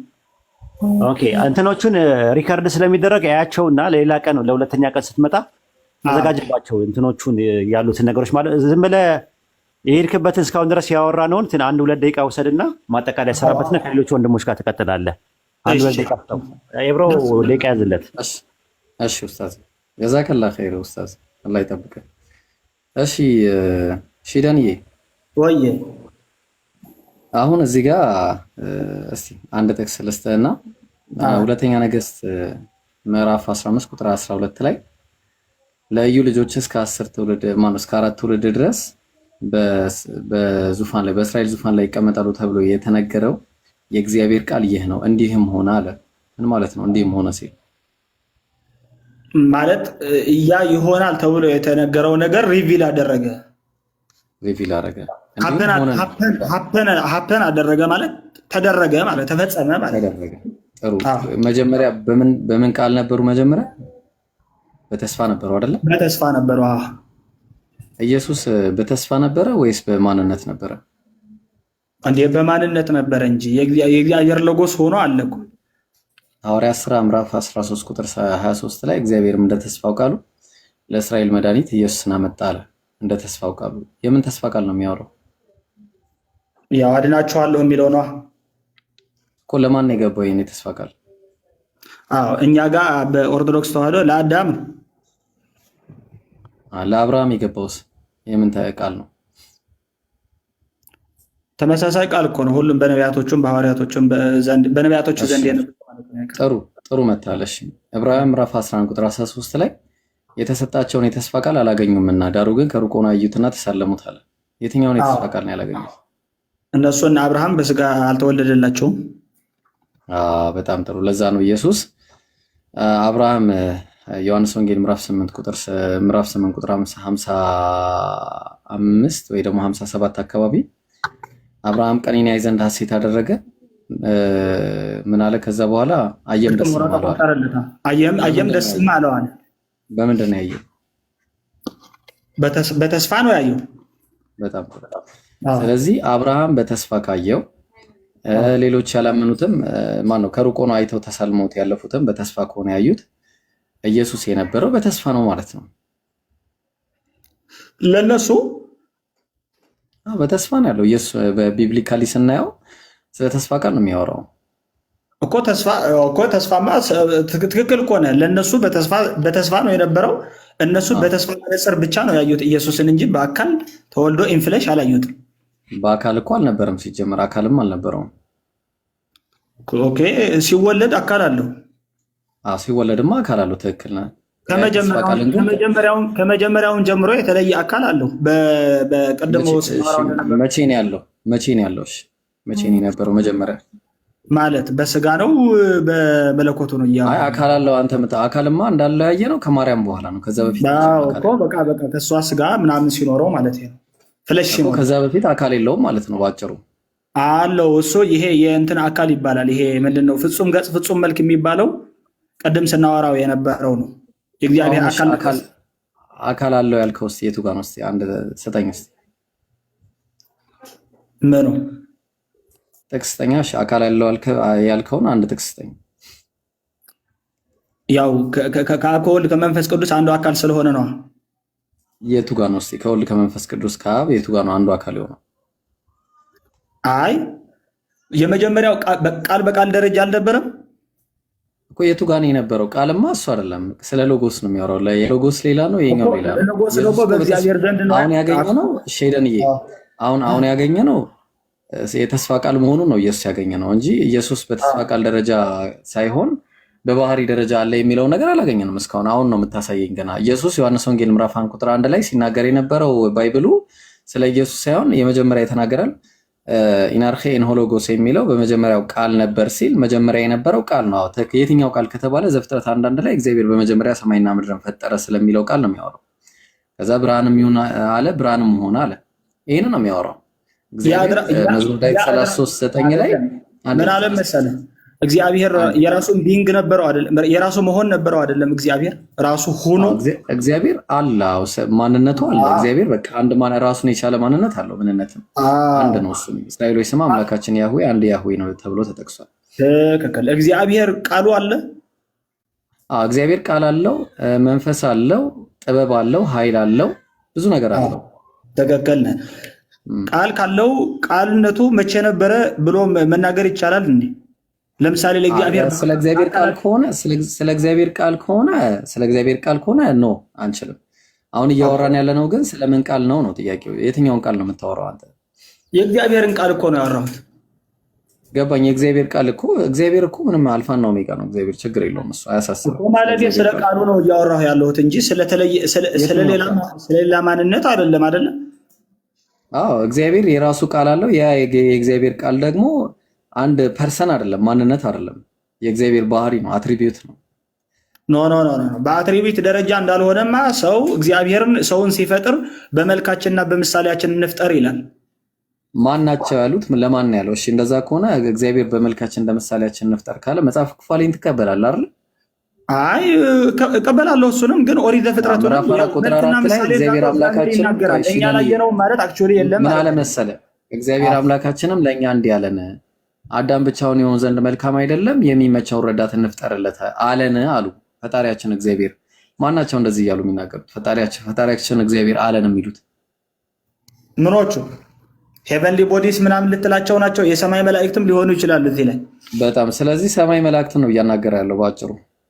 ስለዚህ ለሰማይ መላእክትም ለሰው ልጆችም ቢናገራቸው እሱ እያለ ያለው መልክና አምሳል አለ እያለ ነው እኮ። በመልካችን እንደ ምሳሌያችን እንፍጠር ሲል እግዚአብሔር ራሱን ስለ እንትን ነው የሚያወራው። አሁን መልካችን እየተናገረ ቢናገር እንኳን እግዚአብሔር ራሱን ኢንክሉድ አድርጎ የሚናገረው ኤክስክሉድ አድርጎ ነው እየተናገረ ነው። አሁን እግዚአብሔር ስለ ራሱ ነው የሚናገረው። መጀመሪያ ስለ ራሱ በመልካችን እንደ ምሳሌያችን እንፍጠር ሲል እንፍጠር እያለ የሚናገረው ከመላእክት ጋር ስለመሆኑ ግልጽ በሆነ ሁኔታ አይተናል። አንድ ጥሩ። አይ ታዲያ ለምንድን ነው በመልካችን እያለ የሚናገረው ካልን ፕሉራል ኦፍ አምፕሊቲዩድ እና መልቲቲዩድ የሚባል ነገር አለ ነው ዛት አይደለ? የግነተኛነትና የብዜተኛነት ባይብል ላይ የለም እንደ አይነት ቃል አለ እኛ ተብሎ በብዙ ቃል ይወራል። ስለዚህ ከዛ አንፃር ነው እንጂ እስራኤሎች ስማ አምላካችን ያህዌ አንድ ያህዌ ነው ተብሎ ነው የተቀመጠው። ስለእንትን ታውቃለህ? ያኼድና ኢኻድና ያኼድ ታውቃለህ? ቆይ ልመጣልህ ነው፣ እዚህ ላይ ልመጣልህ ነው። ኢኻድና ያኼድ ታውቃለህ? አላቃቸው። ኢኻድና ያኼድ ማለት ዘዳግም 6:4 ላይ እስራኤሎች ስማ ያህዌ አምላካችን አንድ የሚለው ቃል ኢኻድ ነው፣ አንድ። ስለዚህ አንድ የሚለው ቃል ያህዌ አምላካችን አንድ ያህዌ ነው የምትለዋ ምንድን ነች? አንድ ነው። አንድነት ነው የሚለው ምንድን ነው? አንድነት ነው። በአንድነት መኖሩን ነው የሚናገረው እኮ። ነው የሚለው ምንን አመላካች ነው? አንድ ነው አይደል? በጣም ጥሩ። ሲንጉላር ነው ማለት ነው። ጥሩ። ስለዚህ አሁን ይሄ ፐርሰን አንድ ፐርሰን መሆኑን ነው የሚነግረን። ማን ነው እሱ አንዱ ፐርሰን? እግዚአብሔር። ገባኝ። ያህዌ አምላካችን አንድ ያህዌ ነው አለ። ስንት ፐርሰን ነው? በፐርሰን ስትገልጸው በፐርሰን እየገለጥክ ነው? ፐርሰን እኔ አይደለሁም የገለጽኩት፣ ግራማቲካሊ ነው እየገለጽኩት ያለሁት። እሺ ምሳሌ ልስጥ። ቆይ አንዴ እሺ አንድ ምሳሌ 1:26 በተራ ብናወራ ይሻላል። ምንድነው ሰለቸን እንጂ በተራ ብናወራ ይሻላል።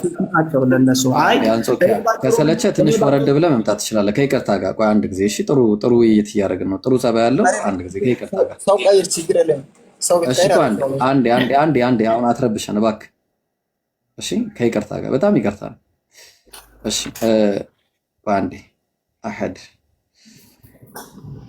በጣም ጥሩ መረዳት ያለህ ሰው ነህ። በእውነት በጣም ተመችተኛልና ለአንተ እንዲህ አይነት ነገሮች ነው። እሺ አሁን ያው ልሰጥ ነው።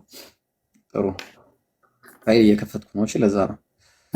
ኦኬ ምን አለ መሰለህ፣ ለምሳሌ ዘፍጥረት 2:24 ላይ ስለዚህ ሰው እናትና አባቱን ይተዋል፣ በሚስቱም ይጣበቃል፣ ሁለቱም አንድ ስጋ ይሆናሉ አለ። ይሆናሉ የሚለው ምን አመልካች ነው? አንድ ስጋ አንድ የሚለው ኢኻድ ነው። ይሆናሉ የሚለው ምንድነው? ምንን አመልካች ነው? ይሄ ቀድሞ ሁለትን አመልካች ነው። መሰለ አንቀጹ በጣም ፐርሰን ነው ማለት ሁለት ፐርሰን አሉ ማለት ነው። ጥሩ ሌላም ልድገምህ አንድ ጊዜ ዘፍጥረት 34:22 ላይ ነገር ግን አንድ ህዝብ ሆንን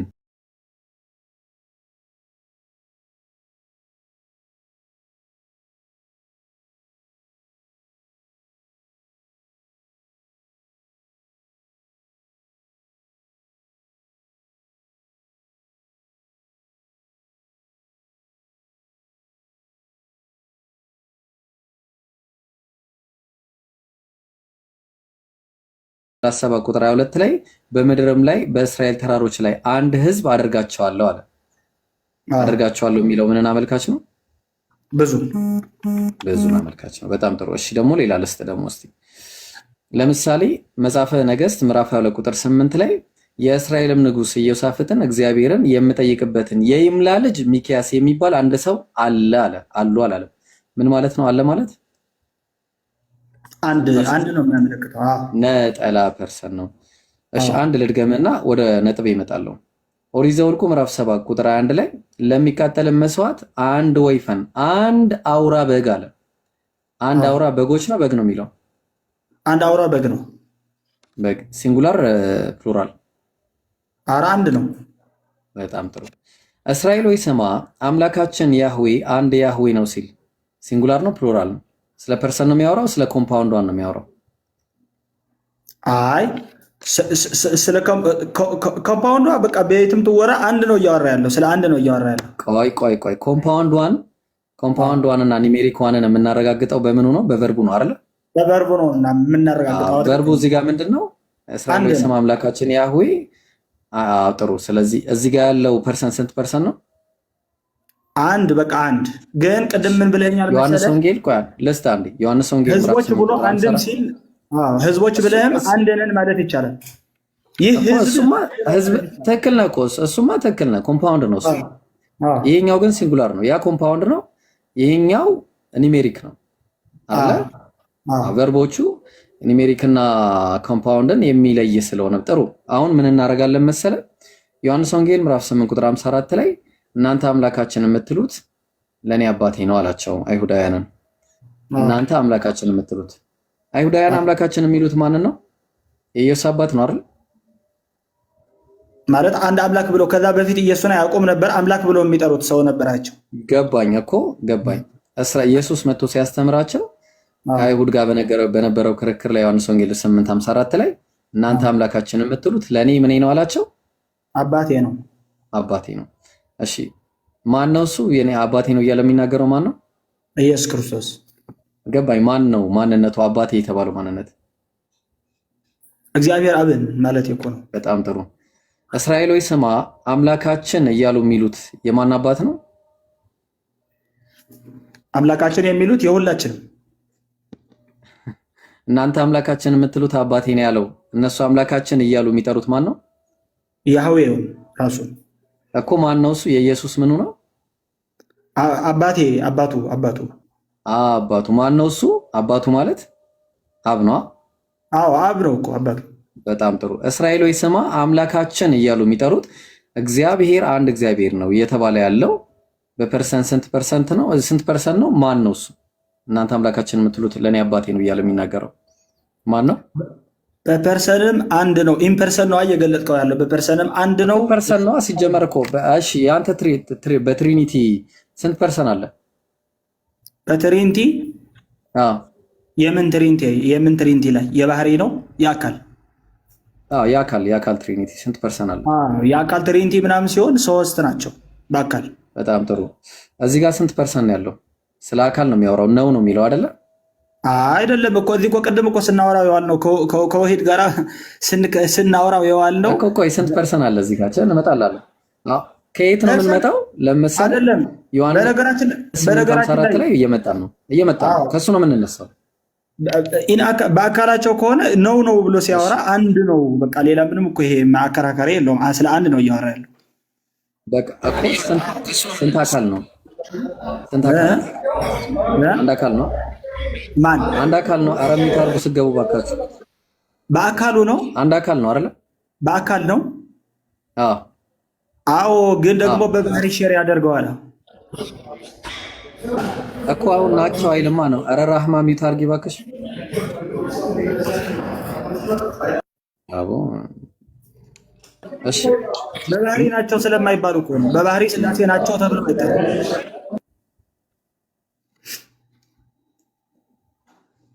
እየረበሻችሁ ነው ጋይስ። አታወርዷት፣ ግን ከዚህ በኋላ ሚውት ካነሳሽ ትወርጃለሽ። እሺ አሁን ጥያቄው እስራኤሎች ስማ አምላካችን ያህዌ አንድ ናቸው ቢሆን ኖሮ ኮምፓውንዷንን ያሳይ ነበር አይደል? ያማ በቃ ቀጥታ ኮምፓውንድ ነው የሚያሳየው እንላለን። በቃ ብዙ ናቸው ማለት እንችላለን። ነው ሲባል አንድ ፐርሰን ነዋ። ይሄ አንዱ ፐርሰን ማን ነው? ግን አንድ ፐርሰን ደግሞ ከሱ በፊት በመጣው ግስ ነው የሚወሰነው። አሁን ማነው ስም ነው የሚወሰነው። ለምሳሌ እኔና እናቴ ገበያ ሄድን ካልኩኝ ለምሳሌ በቨርብ እንደዚህ እኔ ስለ ራሴ ነው እያወራሁ። አንዴ ይቅርታ።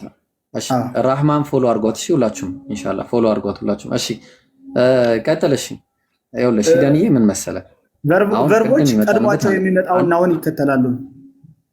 ትክክል። አሁን እዚህ ጋር መጀመሪያ ቀደም እያልን የነበረው አንድ ነገር ነበር። ልብ አድርግ። እናንተ አምላካችን የምትሉት አባቴ ነው ብሎ አስተምሯቸዋል አይሁዳውያን አይደል?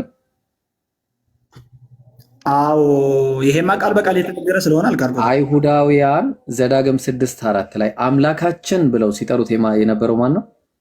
ያህዌን። የማን አባት? የኢየሱስ ክርስቶስም አባት። በጣም ጥሩ። ያህዌ አምላካችን አንድ ያህዌ ነው የተባለው ማን ነው? እግዚአብሔር። የትኛው? የኢየሱስ አባት እኮ የትኛው ስትል በእግዚአብሔርነታቸው የኢየሱስ አባት በለኛ። የኢየሱስ አሁን እኮ ብለናል እኮ ኦልሬዲ የኢየሱስ አባት አይደለም። አሁን ምንድነው እያደረክ ያለው? እናንተ አምላካችን የምትሉት አባቴ ነው አለ። ትክክል እኮ አምላካችን እኮ አምላካችን ብሎ ኢየሱስ የጋራ ስም ነው የነገረው ወይስ ነጠላ ስም ነው የነገረው? በአምላክነት ምን አለ ኢየሱስ? እናንተ አምላካችን የምትሉት አለ። ማን ነው አለ? በአባትነት በፐርሰን ሲሆን በግብር ሲሆን ሶስትነቱን፣ በባህሪ ሲሆን ግን ስለምንም አልተናገረም። እዚህ ላይ ስለ ባህሪ አባትነት ተናግሯል፣ በደንብ ተናግሯል። እናንተ አምላካችን የምትሉት አምላካችን የሚሉት በምንድን ነው? በአንድነት ነው። ማንን ነው እኮ ልነግርህ እኮ ነው። አምላካችን የሚሉት ማንን ነው? ማንን ነው? ያህዌ በአንድነቱ እኮ ማን ነው እሱ? አምላካችን የሚሉት ለኢየሱስ ማን ነው? ምኑ ነው? አባቱ። በጣም ጥሩ። ስለዚህ እነሱ አምላካችን ብለው ሲያመልኩት የነበረው ማንን ነው? የኢየሱስ ምንድን ነው? አባት ነው። በጣም ጥሩ። ስለዚህ ኦሪት ዘዳግም 6:4 ላይ እናንተ አምላካችን ይቅርታ እስራኤሎች ስማ አምላካችን አሉ። ልብ አድርግ። አምላካችን ያህዌ አንድ ያህዌ ነው የተባለው የኢየሱስ አባት ነው። ግልጽ ነው። አንድ ያህዌ እኮ የራሱ ማንነት ይዞ ቢነገርለት እኮ ችግር የለውም። አሁን እያደረክ ያለው ግን አልኩ። ለምሳሌ ተነገረ እየሱስ ነገረን እኮ። እሺ ጥሩ በቃ። እሺ አሁን ሌላ ካላግባባን ይኸውልህ አንድ ጥያቄ ልጠይቅህ። እግዚአብሔር አምላክ አዳም ከሳተ በኋላ እነሆ አዳም ከኛ እንዳንዱ ሆነ ብሎ ተናገረ። ኦሪት ዘፍጥረት ላይ ከኛ እንደ አንዱ ሆነ ብሎ ይናገራል። ዋን ኦፍ አስ ስንት ቁጥር ነው የሚያመለክተው? ከኛ እንዳንዱ ብዜት። እሺ ጥሩ። እንደዛ ከሆነ አንደኛ ሳሙኤል ምዕራፍ 17 ቁጥር 36 ላይ ጎልያድን በገደለው ሰዓት እንደ አንበሳና እንደ ንብ ብሎ ተናግሮ ምን አለ? አንበሳና ንብን መጥተዋል አይደለ? ከዛም ጎልያድን ምን አለው? ከኛ እንዳንዱ አደርገዋለሁ አለ። ምን ማለቱ ነው? ከኛ እንዳንዱ አደርገዋለሁ፣ ከነሱ እንዳንዱ ይቅርታ፣ ከነሱ እንዳንዱ አደርገዋለሁ አለ። ምን ለማለት ነው እኮ? አንዱን ተናግሮ ከዛ በኋላ ከነዛዎቹን ደግሞ ወሰዱ። ከሌሎቹ ከነሱ እንዳንዱ ሲል ከነማን እንዳንዱ ለማለት ነው? ከአንበሳና ከድብ ማለት ነው አይደል? ከሁለቱም ከዛዎቹ አንበሳና ድብ ይሆናል ማለት ነው። አንበሳና ድብ ይሆናል ማለት ነው አይደለም? ከነሱ እንዳንዱ አደርገዋለሁ አልከኝ። በጣም ጥሩ። ስለዚህ እግዚአብሔር ሲናገር አዳም መልካምና ክፉን ለማወቅ ከኛ እንዳንዱ ሆነ አለ። ከኛ እንዳንዱ ሆነ ማለት ከምን አንፃር ነው? ክፉና ደጉን ለይቶ አወቀ። በጣም ጥሩ። ከእግዚአብሔር ውጭ ክፉና ደግ የሚያውቅ ሌላ አለ ማለት ነው ወይስ? እስቲ እንዴት ነው? በቃ ይኸውልህ ቆይ ቼክ እናድርጋ። አይደለም ቼክ እናድርግ፣ ባይብል ላይ ቼክ እናድርግ። አይደለም ሌላ ከዛ በኋላ እኮ ክፉና ደጉ የለየን ሰው ልታገኝ ትችላለህ። ስማኝ ከኛ እንዳንዱ የሚለው ትርጉም አለ እኮ ልመጣልህ እኮ ነው። እሱ ላይ ልመጣልህ እኮ ነው። ይኸውልህ ያዝልኝ፣ ከኛ እንዳንዱ የሚለውን ትርጉምን ያዝልኝና ምን ማለት ነው? ዋን ኦፍ አስ ማለት ምን ማለት ነው? ከብዙ ልመጣልህ እኮ ነው። እሱ ላይ ልመጣልህ እኮ ነው። ዋን ኦፍ አስ እያለ የሚናገረው ከምን አንጻር ነው ብለን ተነጋገረን። ያልነው ምንድነው? በአጭሩ ምንድነው አለን? ባህሪ በቃ መልካምና ክፉን ለማወቅ ከኛ እንዳንዱ ሆናል። አንተ ምን አገባ? አንተ አሁን 22 ላይ ነው አንዱ የተባለው ወደ ኋላ እንመለስ። እኛ ያለው ምንነቱን አንድ ያለው ምንነቱን ነው እኮ። ቆይ ልመለስ እኮ ነው፣ ወደ ኋላ መመለስ እኮ ነው። አሁን አውዱን አንብበን አውደ ንባቡን ስናየው ከእግዚአብሔር ውጭ ሌሎች መልካምና ክፉን የሚያውቁ አሉ ባይብል ላይ። እኔ ተመለሰን ወደ ኋላ አይደለም ከአዳም በኋላ ሊያውቁ እኮ ናቸው የሰው ልጆች። ምክንያቱም ክፉና ደጉን ለይታም ከአዳም በፊት ምን እያለ ይናገራል? ኦሪት ዘፍጥረት ምዕራፍ 3 ቁጥር 5 ላይ አሁን አንተ የጠቀስከው ቁጥር 22 ነው። ቁጥር 5 ምን ይላል አይተዋል? ምዕራፍ ስንት? እዛው ምዕራፍ 3 ቁጥር 22 ነው አንተ የጠቀስከው። ወደ ኋላ ተመለሰ ቁጥር 5ን ስታየው ምን ይላል? እንየው አንድ ላይ። እሺ ምን ይላል መሰለ? ፎር ጋድ አለ። አይ ቁጥሩና ምዕራፉ ንገረኝ። እሺ ጀነሲስ 3:5 ላይ ጀነሲስ 3:5 አገኘው ይዣለሁ። እሺ ፎር ጋድ አለ። ልብ አድርግ፣ ጋድ ካፒታል GOD። እሺ ፎር ጋድ does know that in the day you eat therefore then your eyes shall be opened and you shall be as gods አለ። small g ODS knowing good and evil አለ። ማናቸው እነዚህ ጋድስ የተባሉት? ጣዖታት ናቸው። ሌሎች ጋድስ ብሎ በስሙ ከጠራ እግዚአብሔርን አይደለም እንደዛ ብሎ የሚጠራ መላእክት ናቸው አይደለ? ምን ይላል? ለምሳሌ ዘፍጥረት 3:5 ላይ አማርኛ ግዕዝኛው አማልክት ብሎ አስቀምጦታል። ግሪክኛው ቶይ ብሎ ነው ያስቀመጠው። ያኛው የመጀመሪያው ቴዎስ ነው። ስለዚህ አሁን አማልክት የተባሉት ማናቸው ብለን ስንል መዝሙረ ዳዊት 97:7 ላይ ለምን አለ መሰለ? መላእክት ሁሉ ስገዱለት አለ። መላእክቱ ለሚለው የገባው ኤሎሂም የሚለው ቃል ነው ወይ ደግሞ ቶይ የሚለው ቃል ነው አይደለም። ስለዚህ መላእክት ምን ተብለው ተጠርተዋል? በግሪክኛው ደግሞ አንገሎም ብሎ ተጠርተዋል። ቅዱስ ላይ ነው እያነበብክ ያለው ከአንተ መጽሐፍ ላይ። ከእርሷ በበላችሁ ቀን አይኖቻችሁ እንዲከፈቱ እንደ እግዚአብሔርም ነው የሚለው እዚህ ላይ እንደ እግዚአብሔርም የሚለው ቆይ ገብቶኛል። ግዕዝኛው ነው ክፈትና ግዕዝኛው ነው። እሺ ግዕዝኛ እንኳን አልያዝኩም። ግዕዝ ባይብል አልያዝኩም። እኔ ልፈትልህ አንዴ አሳይ። በነገራችን ላይ አማርኛው እንደዚህ ይበል እንጂ ማለት ነው። አማርኛው እንደዚህ ብሎ ያስቀምጡ እንጂ ይሄ አሁን ሲጀመር ለመሸወድ የተቀመጠ ነገር ነው ማለት ነው። ኦኬ በጣም ጥሩ ተመልከት። 3 ነገር ነው ማሳየህ ወይ 4 ነገር ማለት ነው። ግሪከኛው ዕብራይስጥ ኮችን አንዴ ሪንግ ላይቷን ላጥፋና ተመልከት ምን እንደሚል። አማርኛው እንግሊዝኛው ሲያስቀምጥ ምን አለ? ጀነሲስ 3:5 ላይ ጋድ ብሎ ሌላኛው አስጋድስ ነው ያለው። ኖዊንግ ጉድ ኤንድ ኢቭል አለ። ይሄ የእናንተ መጽሐፍ ዘፍጥረት 3:5 ላይ እስቲ ያው ግዕዝኛ ታውቂያለሽ? እስቲ አንብብልን አንድ ጊዜ። እኔ ብዙም አይደለም እንግዲህ አላ እስመ ያምር እግዚአብሔር አንድ ነው እዚህ ላይ ጭራሽ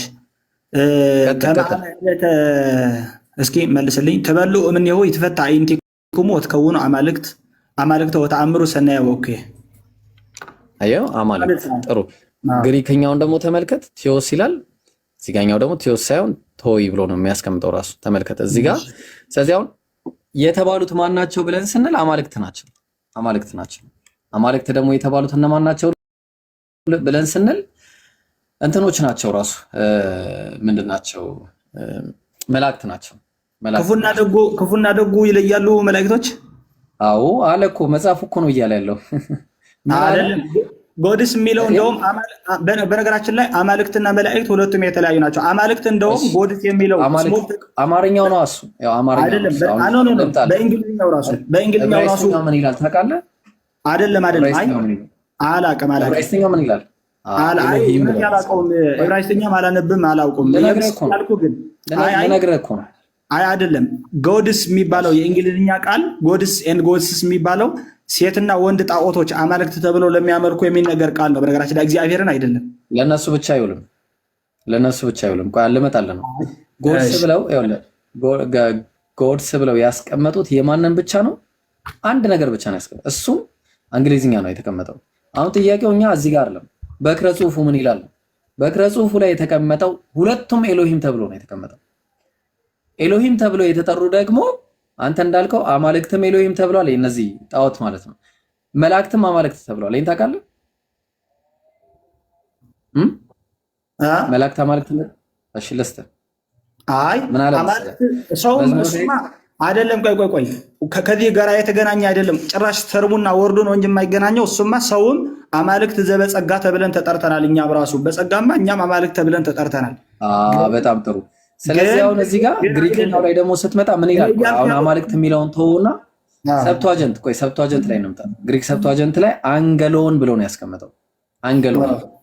አንገሎን ማለት በቀጥታ አማልክት ሳይሆን በቀጥታ መላእክት ማለት ነው። በቀጥታ ስለዚህ ያ ነው ያለው ነገር።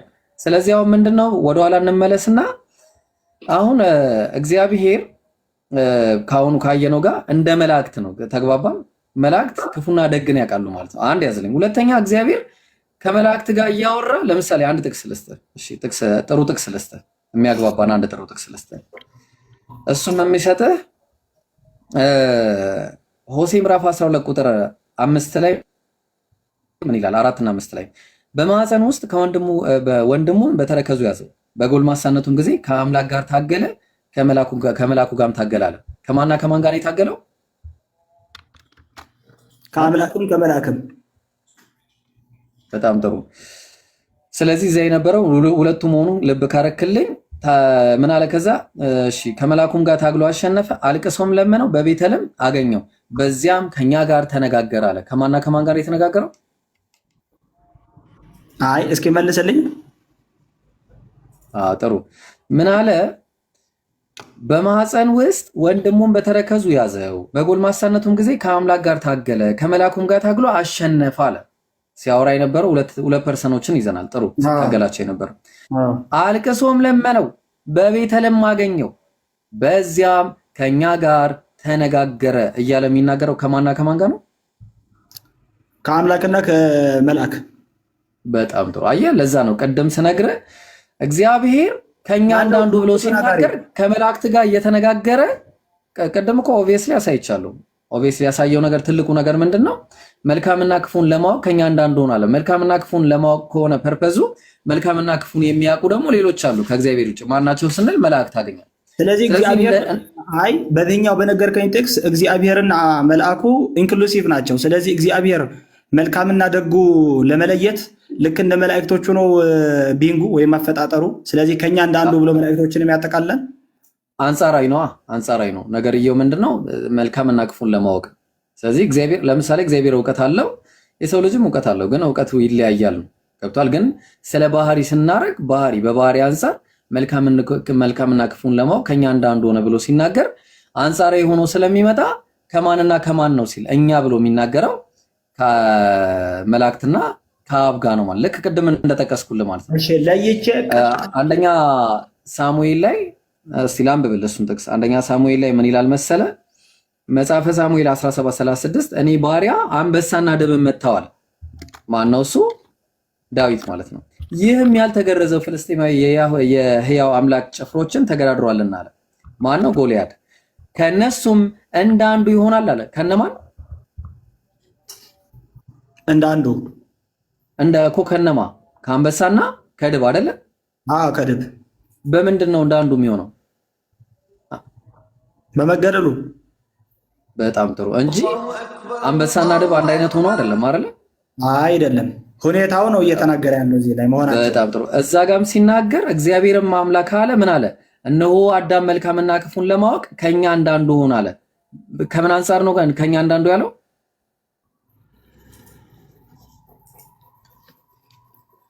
ደጉና ጥሩ ከመለየት አንጻር እኮ ነው። በጣም ጥሩ። ስለዚህ ደግና ክፉን ከመለየት አንጻር ስለሆነ ከኛ አንዳንዱ የተባለው አምላክና መልአክ አንድ ናቸው ማለት አይደለም። ተግባባን። ስለዚህ እግዚአብሔር አይደለም ግን እግዚአብሔር ደግና ክፉ ከማን ተምሮ ነው የለየው? አይ ተማረ የሚል ነገር የለም እዚህ ጋር እኮ ይኸውልህ እኮ ለዛ እኮ ተማረ የሚል ነገር የለም እዚህ ጋር። ስለ ትምህርት አያወራም እዚህ። ኤግዛክትሊ መላእክቶቹ ደግና ክፉ እንዲለዩ አድርገው ተሰርተዋል እና ደግና ክፉን መለየት ጀመረ። እግዚአብሔርስ ደግና ክፉ አይለይም? በባህሪው ደግና ክፉን አዋቂ ነው። እነሱም ሲፈጠሩ ደግና ክፉን አዋቂ ናቸው። ስለዚህ ምን ሆነ? መልካምና ክፉን ለማወቅ ከኛ አንዳንዱ ሆነ ሲል ስለ ባህሪ ነው የሚያወራው። ስለ ባህሪ ደግሞ ሲያወራ አንጻራዊ ሆኖ ነው የሚመጣው። ወይ እግዚአብሔር ይሆናል ማለት አይደለም፣ ወይ መልአክ ይሆናል ማለትም አይደለም። ምንድነው? ባህሪውን ነው የሚወርሰው። ወረሰ ሲባልም ልክ አሁን ቀደም እንደተባለው ልክ እንደ ድብና አንበሳ እንደተባለው ነው ጉዳዩ የሚሆነው። ቀላል ነው። ብዙም የሚያከራክር ነገር አለም ወይ? ደግሞ ሌላ መረጃ ካለ ሌላ ላይ እኔ ጀስት ዝም ብዬ ስሰማህ ዋልኩኝ እንጂ የሚገርምህ ነገር መጽሐፍ ቅዱስ ሲጻፍ ጭራሽ የመጀመሪያው በተለይ ብሉይ ኪዳን አብዛኛው ከዕብራይስጥ ነው የተተረጎመው። ዕብራይስጥ ሮያል ዊ የሚባል ቃል ራሱ አይጠቀሙም። አይገርምህም? ሬር ጭራሽ አይጠቀሙም።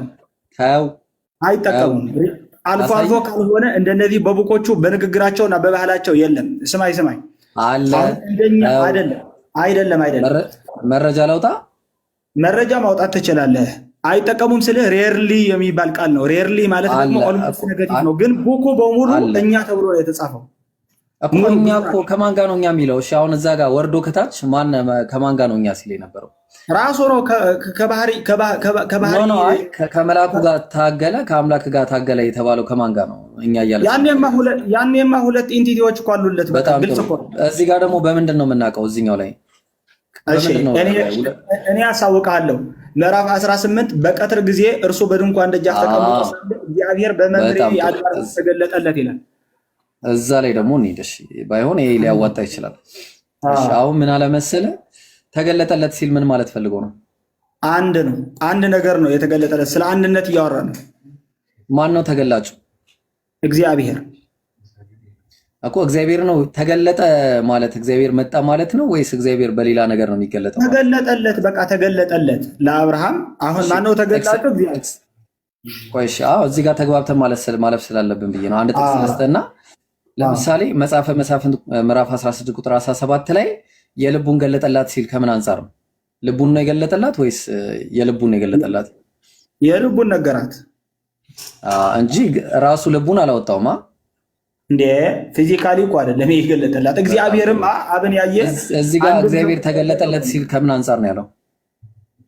በቃ እግዚአብሔር ተገለጠለት ከምንም አንጻር አላወራም። እግዚአብሔር ነው የገለጠው እኮ እግዚአብሔር ነው የተገለጠው። አዎ እኮ የልቡን ገለጠላት ሲል ታዲያ እንዴት እንደዛ መለስክ? የልቡ እኮ አልከኝ። ይሄ ዘርፍ ነው። አየህ በአማርኛ ቋንቋ ራሱ እንመጣለን። አሁን እንመጣ ነው። ይሄ ደግሞ የትኛው እንደሚያስማማን አጠሩ አይኑንም ማነሳ። እነሆ 3 ሰዎች በፊቱ ቆመው አየ። እግዚአብሔር ነው የቆመው? 3 ሰዎች ናቸው የቆሙት? 3 ሰዎች ይላል እንጂ እግዚአብሔር አይደለም። አይ 3 ሰዎች ነው ያየው። እኔ እንግዲህ ያላለው ሰው ነው። ትንቢተ ሆሴዕ ምዕራፍ 11 ቁጥር 9 ላይ እኔ አምላክ ነኝ እንጂ ሰው አይደለሁም እናለ። የተገለጠው አምላክ ነው ሰው ነው? አይደለም። አብርሃም ሲያየው እኮ ነው 3 ሰው ያየው ያለው እንጂ እኮ አምላክ አብርሃም ያየው 3 ሰው ነው ወይስ እግዚአብሔር ነው ያየው? እግዚአብሔር ነው የተገለጠለት ብሎ ነው የነገረን። እንግዲህ እግዚአብሔር እኔ የጠየቅኩት እሱን አይደለም። አብርሃም ያየው እግዚአብሔር ነው ሰው ነው ያየው? እግዚአብሔርን በ3 ሰው አየው እኮ። እግዚአብሔር አብርሃም ያየው እግዚአብሔር ነው ሰው ነው ያየው? 3 ሰዎች አየ። እኔ ጠየቅኩ እግዚአብሔርን አይደለም ማለት ነው። በቃ ጥሩ እሺ፣ ተስማማን። ስለዚህ የተገለጠለት አንቀጽ 1 ማለት ቁጥር 1 እና ቁጥር 2 አይገናኙም ነው እኮ። ልመጣልህ እኮ ነው አሁን። ኤግዛክትሊ መገለጥ ማለት ቅድም እንዳስረዳው የልቡን ገለጠላት ሲል ልቡ ሳይሆን እንቀጥለው። ቁጥር 3 አንብበው እስኪ። ቁጥር 3 እስኪ ይኸው በደንብ አቤቱ በፊትህስ ሞገስ አግኝቼ እንደሆነ ባሪያህን እሺ አትለፈኝ እለምናለሁ አለ። ለ3 ሰዎች ነው እንደዚህ። አንድ ነገር ልንገርሽ። ጥሩ እያናገረ ያለው ስልኩ ነው? እኔ ነኝ ስልኩ ነው እያናገረ ያለው? እንዴ አንተማ በስመ ኀዳሪ ይጼዋዕ ማህደር ይባላል። አንተማ እየተናገርከኝ ያለው አንተ ነህ፣ ግን ስልኩ ሚንስ ኦፍ ኮሚኒኬሽን ስልኩ ነው። በጣም አይደለም አንተ ነው እየተናገርከኝ ያለው። ስማርት ጀግና። በቃ አሁን መልሱ መልሰዋል ማለት ነው ራስ። ስለዚህ እግዚአብሔር በመልአክ በኩል ይናገራል። ለምሳሌ ትንቢተ ኢሳይያስ ምዕራፍ 42 ቁጥር 8 ላይ እኔ እግዚአብሔር ነኝ አለ። ማን ነው የተናገረው? ኢሳይያስ እኮ ነው እየተናገረ ያለው፣ ግን ሚንስ ኦፍ ኮሚኒኬሽን ኢሳይያስ እግዚአብሔር ነው? ኧረ አይደለም፣ የእግዚአብሔርን ቃል ተናጋሪ ነው እሱ። በጣም ጥሩ። ስለዚህ እግዚአብሔር በነቢያት ይናገራል ማለት ነው። ዕብራውያን ምዕራፍ 1 ቁጥር 1 ላይ ለአባቶቻችን በነቢያት አፍ ተናግሯል አይደል? ትክክል ነህ። በቃ የእነሱን አፍ ሲናገር ከሱ ከመጣ እንደነሱ ይናገራል። እሺ በጣም ጥሩ። አሁን እንመጣለን፣ ወረድ ደግሞ እንልና እናያለን። እሺ ዘፍጥረት 10 ቁጥር 16 ላይ ሰዎቹም ከዚያ ተነስተው ወደ ሰዶም አቀኑ ይላል። አዎ በጣም ይቅርታ፣ ከሰላት የሚበልጥብኝ ነገር የለም፣ ግን ወላይ ባልተወ ደስ ይለኝ ነበር። እንዳትሄድ እኔ አልሄድም ማለት እስከቻልኩኝ ድረስ አለሁኝ። እሺ እንዳትሄድ፣ ጥለኸኝ እንዳትሄድ እባክህ። አልሄድም አለሁ። ፌዝ ቀጥል፣ ሌሎች ይቀጥል። እሺ